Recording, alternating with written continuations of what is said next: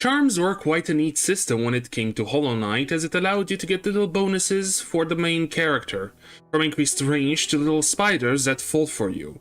Well, in Silksong, it seems that Team Cherry decided to take that system further by introducing active abilities that can be swapped between each other with red tools, while keeping the more passive effects which are now provided by blue and yellow tools. Now the question is, which system is better? Can we say that Silksong does this better than Hollow Knight based on it being newer, or there being more tools and charms? That is what I want to discuss in today's video. I have split the charms and tools in 4 categories: offense, defense, both, and miscellaneous, and I will be comparing each category to see where the advantage lies.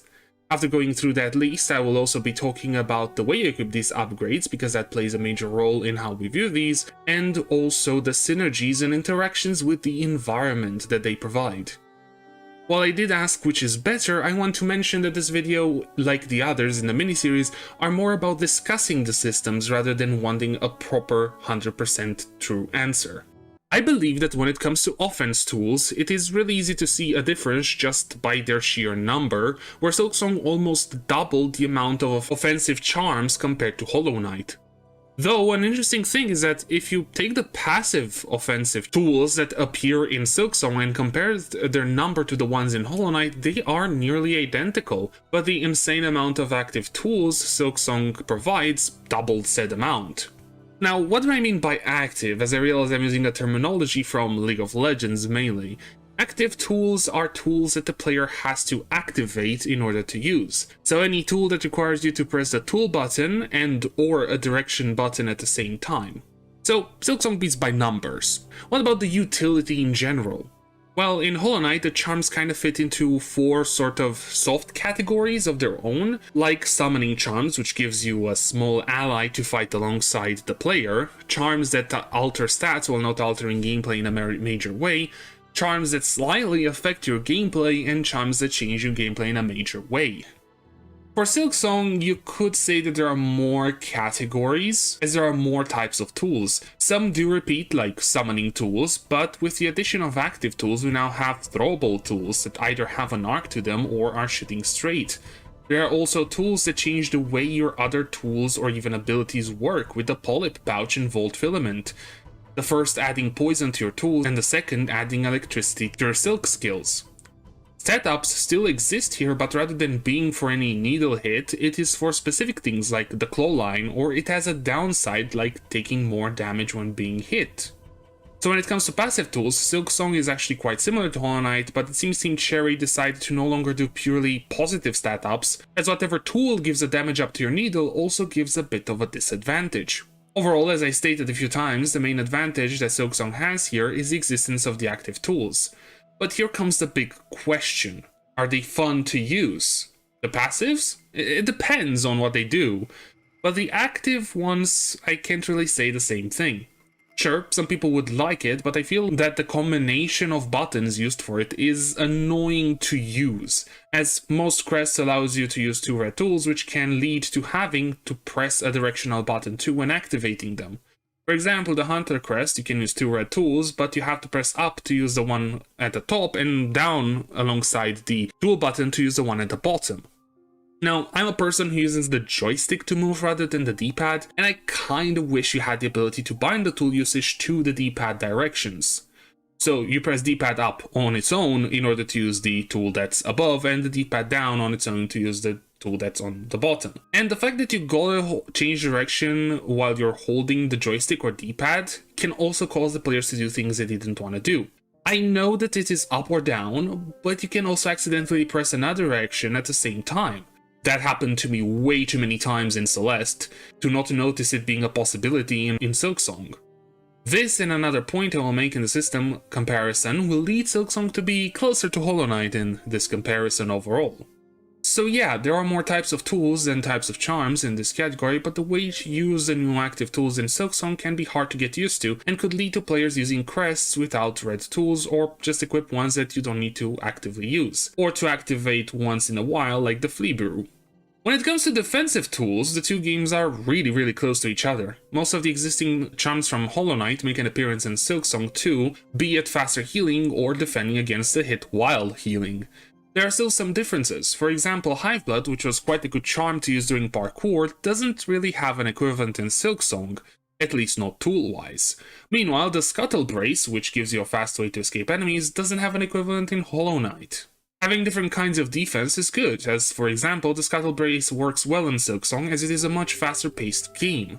Even some that are in both games, like Boulder Shell and Warding Bell, have different priorities, as Warding Bell is much more useful in Silksong because of the increased number of projectiles or faster moving enemies that could close the gap while you're healing.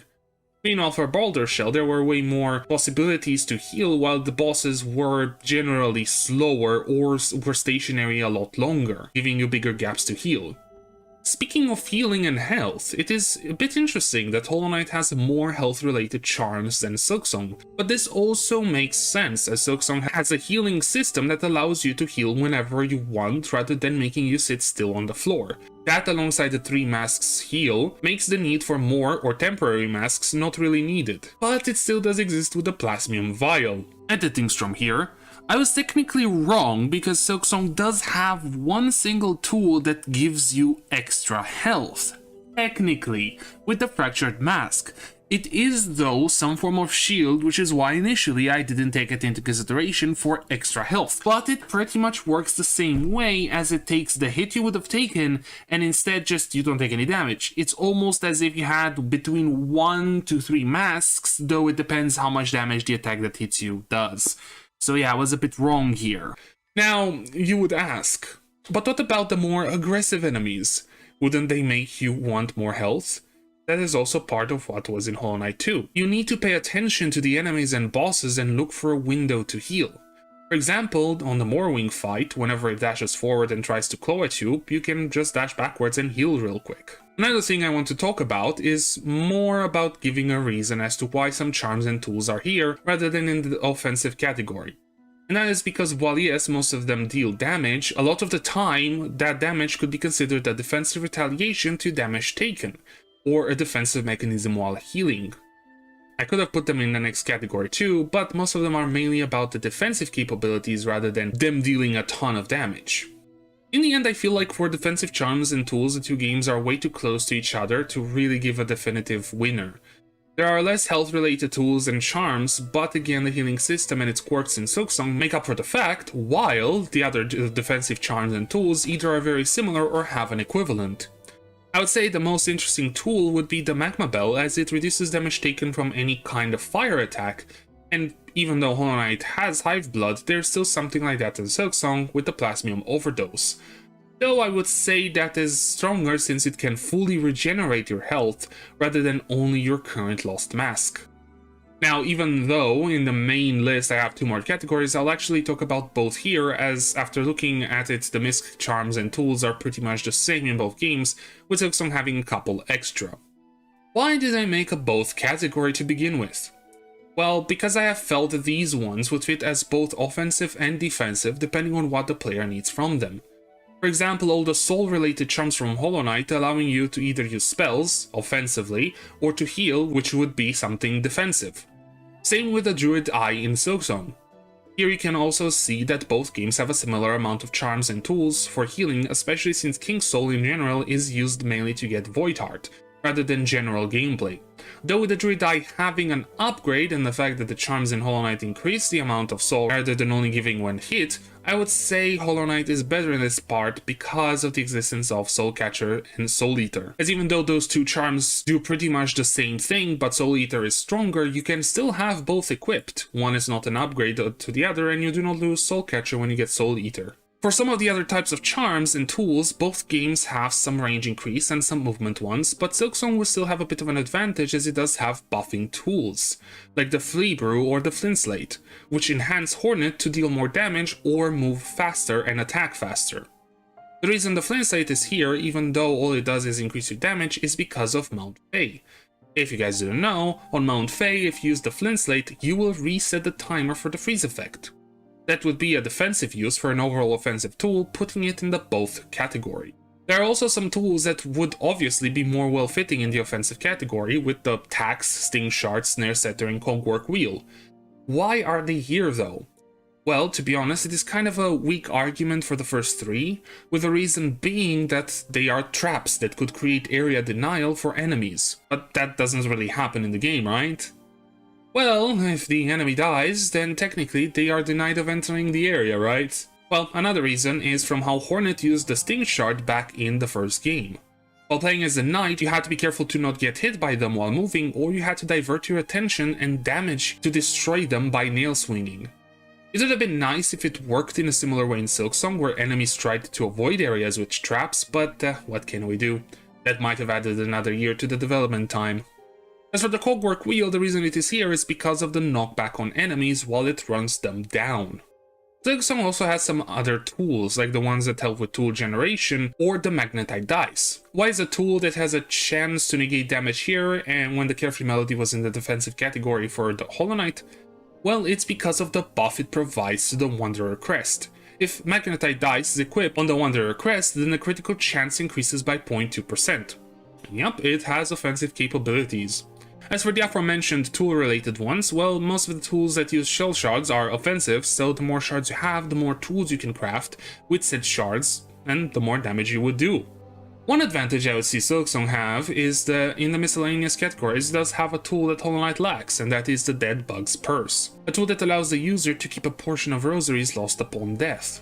Now, it is quite interesting how this tool was added in a game where the economy is so bad.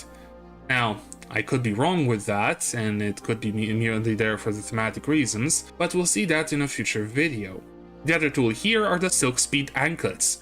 The reason this is here unlike Sprint Master, even though they do the same thing, is because in Silksong you don't need as much extra speed compared to what you already have. If bosses just move around a lot, your normal sprint most of the time is enough, and if they would teleport on top of you, even with the anklets you wouldn't have the time to dodge. Meanwhile, the Knight is normally so slow, together with the dash cooldown, that Sprint Master could actually be useful in some boss fights. Plus, would make exploration a lot faster too. In the end, I would give Silksong the advantage here, as while there are a bunch of tools that are the same or similar to charms, there are also some that are new, like the trap tools or the buffing tools.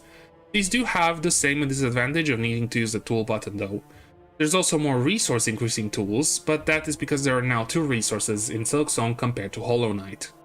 Another point I want to touch for today is charm notches versus crest slots. I'll be talking only about the crest slots, as I believe that the attack altering part of the crest should be talked about in a different video, maybe a build diversity comparison. Either way, here is the other big point, where I think Silksong loses by a mile. In Hollow Knight, once you get a charm notch, it is there forever. You can't lose it, you can't lock it, and you wouldn't want to transfer it, right? Now, for Silksong, the problem aren't the slots themselves, but the way you unlock them. Unlocking them is done with memory lockets, but these unlocked slots do not carry over to another crest, nor can you lock a slot back up to use the memory locket on a new one for whatever crest you just got. This, in my opinion, when compared to the notches from Hollow Knight, it just gives a bad impression. At the very least, when unlocking a crest slot, it does show you what color it is beforehand. Imagine if it was blind and you couldn't know.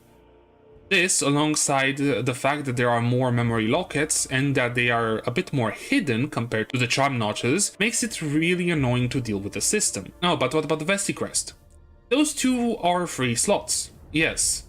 But to get them to begin with, you do need to get crests and to unlock their slots to build up points so you can go and unlock the Vesti Crests. So you still have to interact with the system to get these free slots. There's also the limit on what kind of build you can use with each crest when it comes to tools, as you can't use the same amount of each type for every crest. Technically, this would be a neutral point, as crests themselves alter your core gameplay, and usually that alteration and the specific slots you get combined for different builds, with there even being generalist crests like Hunter or Wanderer. Another thing missing is the ability to overcharm. Well, even though it is not present, I really don't think it would be a good idea to take double damage on top of the fact that most bosses deal 2 masks at a time, and there's also a charm that doubles damage once again. You could just do Radiant mode for the entirety of the game, couldn't you? Then again, there are people who enjoy a challenge, and what better challenge than trying to no-hit enemies and getting some form of advantage for that. Maybe I think Cherry could have added a tricolored slot that can be unlocked like overcharming and can have any tool equipped, but you take 1 more mask of damage, of course. And finally, let's talk about synergies and charm tool interactions. The unfortunate thing here is that while the charm synergies from Hollow Knight are well documented on the Wikipedia, the tool ones are not so much, so I'll be talking about a few that I know from playing or seeing them online. I think a lot of people know about combos like Fluke Nest with Defender Crest or Glowing Womb with Defender Crest, because to be honest they are either very powerful or quite funny. But there are some that I didn't even think about, like Fear of the Fallen with Grabblefly Energy, where you end up shooting the projectiles both when full health but also when at 1 health, with said projectiles even gaining the damage up from Fear of the Fallen. Or if you have both Dash Master and Sprint Master, the combo increases your movement speed bonus even further. Weaver Song and Grub Song is also an interesting combination that allows your Weaverlings to collect soul for you.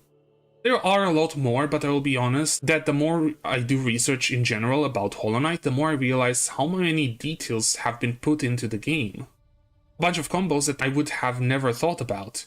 As for charms interacting with other things, well, you have the most well-known being the Defender Crest that changes some dialogue of characters while you have it equipped. And it even makes sense because your scent changes to be similar to the Dung Defender. There's also Spore Shroom that allows you to interact with the environment around by letting you read the lore tablets in the Fungal Wastes, and is even important for the Mr. Mushroom secret ending. Meanwhile, Silksong has its share of combos. One of the most versatile tools in this sense is the Polyp Pouch, both because it adds poison to all of your red tools, but also since the Flea Brew and Plasmium Vial are in that category, it interacts in interesting ways. With the Flea Brew, you get the equivalent of the Defender's Crest. It grants both the stats of the Flea Brew and a small poison aura that damages enemies around. On the other hand, when you use the Plasmium Vial with the pouch equipped, it gives a purple mask that when it expires or is damaged, you explode in a big cloud of poison. Then there is a pretty obvious one with the Multi-Binder and Claw Mirror, as it allows the mirror to do double damage as the healing animation plays twice. While Silksong might not have as many unique combos as Hollow Knight when it comes to tools, I think it more than makes up when it comes to environment interactions. As I said earlier, the Flint Slate can be used to reset your cold timer when on Mount Fae. The Scuttle Brace allows you to not only use a pretty funny animation, but it also lets you go up walls while doing so. Chakra's Rings change your taunt to be the same as your greeting, in a similar way to how the Beast Crest changes it to be more beast-like. And a pretty big one, where it is also needed for the Hunter Journal, is the Vault Vessels and Water. It is an interaction that makes a lot of sense since it's how electricity interacts with water, but the fact that it kills muck maggots is pretty cool, as Team Cherry could have kept them unkillable and only a hazard rather than giving them a journal entry. Some tools even interact with crests, like how the Witch Crest can benefit from Multi-Binder in the same way the Claw Mirror does. Magnetite Dice buffs the Wanderer Crest by slightly increasing the crit chance, as I said earlier, and the Long Claw actually affects the Shaman Crest and its Needle Strike. As I said earlier, there could be a lot more interactions that I just haven't found or heard about, as Silksong is still new at this point compared to Hollow Knight and how much people have played it and tried every combination of charms possible. I would say that for synergies and interactions, the two games are quite close, as Hollow Knight has more synergies. I could count every tool getting poison as a synergy, but I won't, as I would just be making excuses to give the point to Silksong. But Silksong seems to have a lot more interactions between its tools and the environment or other systems. These synergies can be really fun, especially when you discover them on your own. If I had found the Flint Slate one on Mount Fae while on my own, I would have felt so good, but I didn't really use it, even though I had it equipped while I was climbing, as I didn't think or know it would be needed since there were no enemies around. Overall, what would the conclusion be? Well, the two systems are really similar, but have their differences. It is obvious that while Team Cherry wanted to make another Hollow Knight game, they didn't want to make a clone of the original, and instead wanted it to have its own unique twist and additions, and that can be seen with the introduction of active tools, the crests, and the removal of the Overcharm system. There are a lot of charms and tools that are similar between the two games, but each game still has its own unique ones, like Fragile Heart in Hollow Knight or Deadbug's Purse in Silksong. For each game, Team Cherry tried to do something that fits more within its style. As for which is more fun, I would say another tie. While you are more restricted on what tools you can equip per crest, Silksong still has the advantage of active tools, which adds a whole new level of depth to the gameplay, especially because of the synergies and interactions that most tools bring, as it makes the game feel more immersive, and certain tools can do things that make sense, like Vault Vessel killing water-based enemies and electrifying said water. Though, with Hollow Knight having more charms synergies, it is a bit easier and more fun to find said synergies, rather than using tools randomly in different areas hoping to find something. Once again, it is a situation where the person playing would have to decide for themselves which one they like more and which one they find more fun. Well, that is it for me this time. I hope you guys have enjoyed the video, and if you did, I hope to see you all in the next one.